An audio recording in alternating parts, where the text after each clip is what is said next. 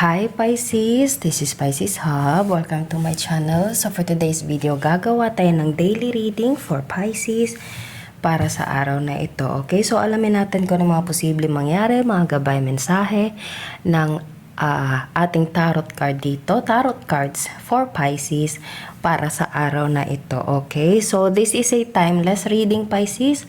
So kahit anong araw, buwan, taon, basta tugma sa'yo yung reading, take mo lang. Okay, and also pwede din to sa mga taong nagdidil po kay Pisces na nanonood ngayon. Okay, kahit ibang signs po kayo, basta you're dealing with Pisces, pwede din po ito sa inyo, basta mag-resonate, okay? So, shuffle muna natin and alamin natin kung yung message ng tarot card for Pisces sa araw na ito. Reminder lang na ito ay general reading po, so pwede pong mag-resonate sa iyo, pwede pong hindi. And again, this is a timeless reading, so kahit anong araw, buwan, taon, basta tugma, take lang, okay? And welcome po ang lahat ng gender, babae, lalaki, LGBT, ay pwede po ito sa lahat po. Kahit sino, ma-feminine or masculine, basta tugma, basta mag-resonate, take lang. Okay, so shuffle muna natin. And alamin natin kung ano mga messages, gabay, mensahe for Pisces sa araw na napanood mo ito. Any messages po for Pisces? Marriage? Okay. Pwedeng kasal ka na, Pisces, or merong kasal? Merong kasalang magaganap? Okay. Oh. Okay. So, pwedeng ano? Sige nga, isa pa. Sige, mga dalawa siguro. Anong message pa po for Pisces para sa araw na ito? Bakit merong poverty kasunod ng marriage? So, pwedeng you're in a relationship, Pisces. Pwedeng kasal kayo. Pwedeng medyo hirap sa buhay, hirap sa pinansyal, pwede. Or pwedeng sa relasyon nyo mismo, medyo tagilid. Pwede pong ganun, okay? Naghihikahos. Medyo kailangan ng konting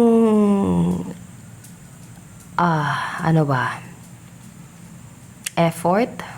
Kasi, ayan, may kulang. Or medyo, yun nga, parang tagilid, Pisces. Okay, so pwedeng sa karelasyon mo, asawa mo, pwedeng boyfriend, girlfriend, live-in partner. Okay, pwede po. Okay, so ayun, ang bilis. Official person. Ano pa? Any messages po for Pisces sa araw na ito? Mga gabay mensahe, mga posibleng mangyari for Pisces para sa araw na ito. There's an official person and there's a thief. Pwedeng merong third party, Pisces. This person is like having people around behind your back or behind his back or her back. I don't know. Kasi nakikita niya there's a thief.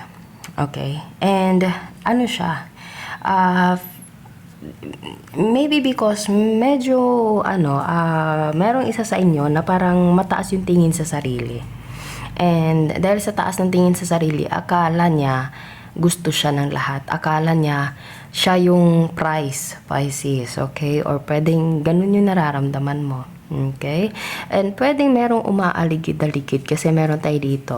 Nakikita nyo tatlong tao.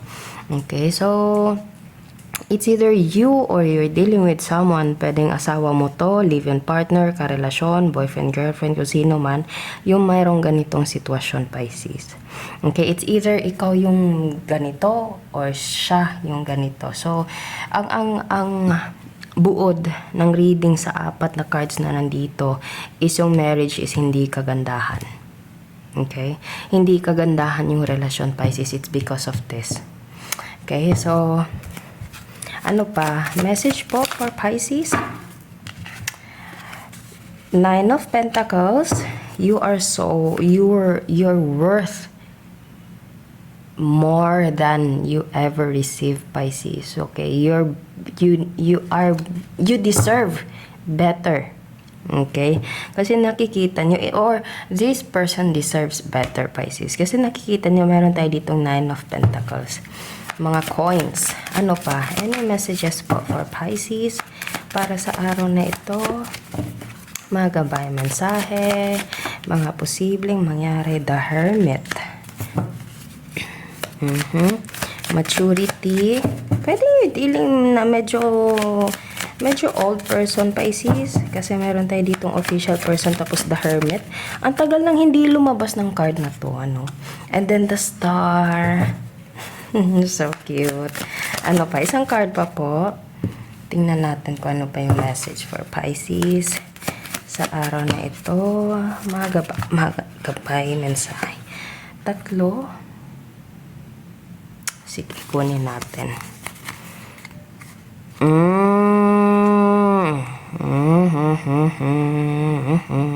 Okay.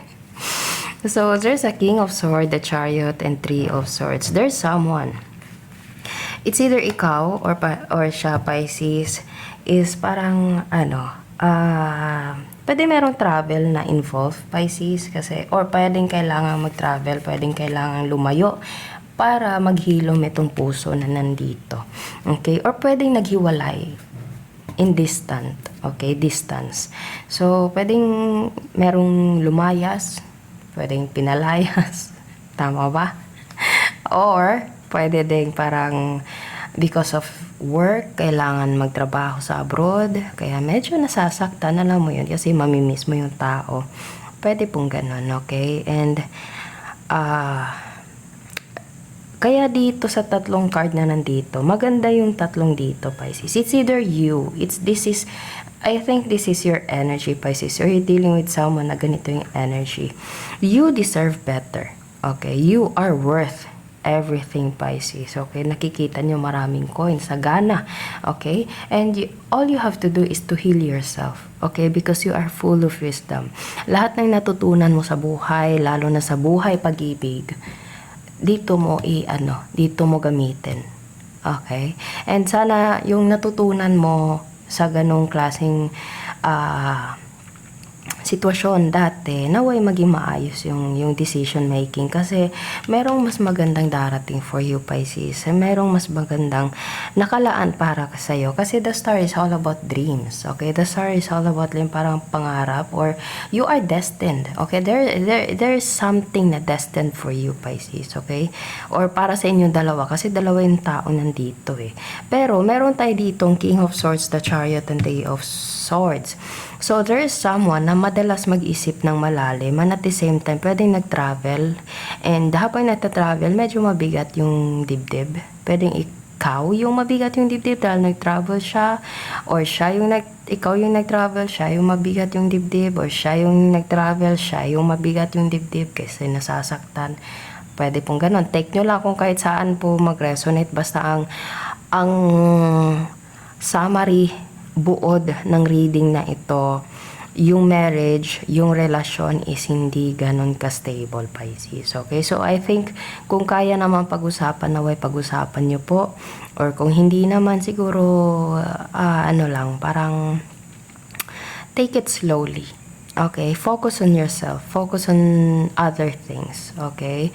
Kung nasasaktan, well, parang, yun nga, parang kung ano yung natutunan mo dati, especially about love, siguro pwede mo siyang gamitin. Kasi, nangyari dati. So, alam mo yun, yung parang you know how to handle it. Especially sa love, especially sa puso, Pisces, okay? So, I think this is like a love reading. And, naway maging maayos. At the end of the day, naway maging maayos, maging maganda, kung ano yung laman ng puso't isip, at kung ano yung nararapat or better for you, Pisces, naway ganun yung mangyari. Ganun yung magiging outcome. Okay? So, pwedeng you're dealing with the Earth sign, Taurus, Virgo, Capricorn, Aquarius, Air sign, Gemini, Libra, Aquarius, and Cancer. Pwede pong you're dealing with those people, or pwedeng ikaw yung may ganitong signs na you're dealing with, Pisces. Okay, so Ayun po ang ating reading for Pisces sa araw na ito. Naway nagustuhan niyo po.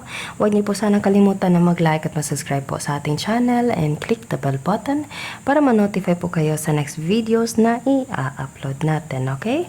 So, thank you Pisces and God bless!